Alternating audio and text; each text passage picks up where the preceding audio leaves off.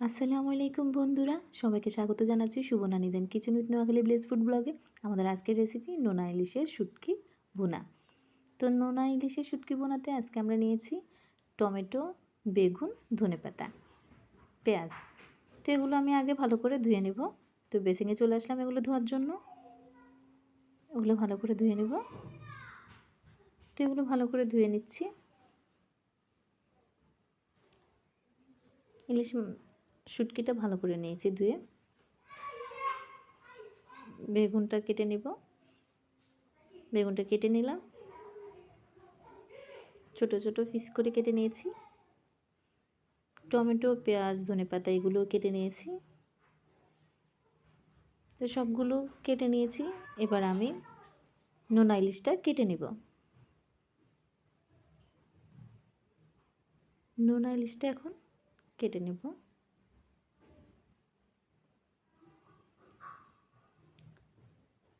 কেটে নিচ্ছি নোনা ইলিশটা। পিস পিস করে নিলাম। এবার এগুলো ধুয়ে নেব ভালো করে। যেহেতু এখানে অনেক লবণ দেওয়া আছে, এগুলো ভালো করে ধুয়ে নিতে হবে।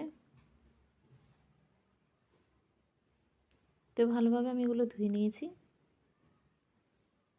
আমার এগুলো ধোয়া শেষ।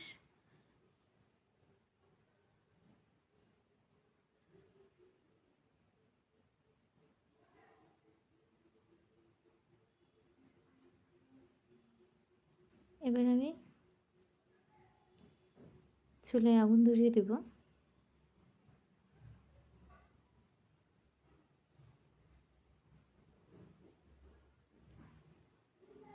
চুলা ধরিয়ে দিয়েছি। এবার কড়াই বসিয়ে দেব। কড়াই বসিয়ে দিয়েছি। কড়াইটা গরম হলেই তেল দিয়ে দেব। কড়াই গরম হয়ে গেছে, তেল দিয়ে দিলাম।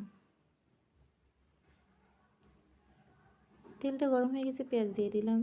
আমি পেঁয়াজটা বেশি করে নিয়েছি, কারণ নোনা ইলিশে পেঁয়াজটা একটু ভালো বেশি করে দিলেই ভালো লাগে। তো আমি এই জন্য পেঁয়াজটা বেশি করে দিয়েছি। তো আমি একটা বেগুন নিয়েছি, তো তাও আমার কাছে বেগুনটা অনেক বেশি মনে হচ্ছে। রসুন, পেঁয়াজ আর রসুনটা ভালো করে ফ্রাই করে নেব। পেঁয়াজ আর রসুনের গায়ের গন্ধটা যাওয়া পর্যন্ত ফ্রাই করে নিলাম। এবার আমি বেগুন দিয়ে দিলাম, হলুদ। তো আমি ঝাল পছন্দ করি, এজন্য আমি মরিচটা একটু বাড়িয়ে দিলাম। আমি অন্য কোনো মশলা দেব না। মশলা দিলে এখন নোনা ইলিশের একটা ফ্লেভার থাকে, ওটা পাওয়া যাবে না মশলা দিলে। আমি রসুনের পরিমাণটাও একটু কমিয়ে দিয়েছি এজন্য। তো এগুলো আমার কষানো হয়ে গেছে বেগুনটা। তো এবার আমি নোনা ইলিশটা দিয়ে দিব। নোনা ইলিশটা দিয়ে দিলাম। ভালো করে মিক্স করে নিচ্ছি। কিছুক্ষণ আমি এবার ঢেকে রেখে দেব।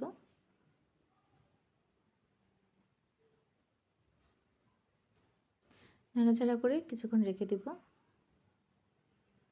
তো আমার কষানো হয়ে গেছে। এবার আমি একটু নেড়ে চেড়ে নিচ্ছি। টমেটো দিয়ে দিব এবার। টমেটো দিয়ে দিলাম। তো এবার একটু পানি দিয়ে দিব। পরিমাণ মতো পানি দিয়ে দিলাম। নাড়াচাড়া করে সবগুলো মিশিয়ে আমি ডেকে রেখে দিব। 5 মিনিটের মতো ডেকে রেখেছিলাম। তো এগুলো হয়ে আসছে।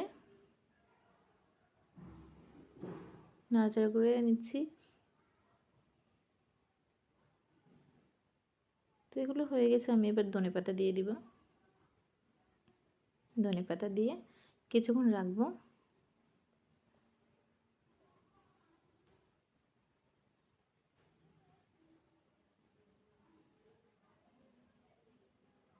তো আমার রান্নাটি হয়ে গেছে।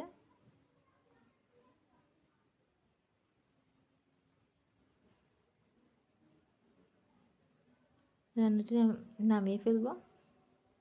তো আমার রান্নাটি কেমন হয়েছে? যদি আমার রান্নাটি ভালো লেগে থাকে তাহলে like, share, comment and subscribe করে দিবেন।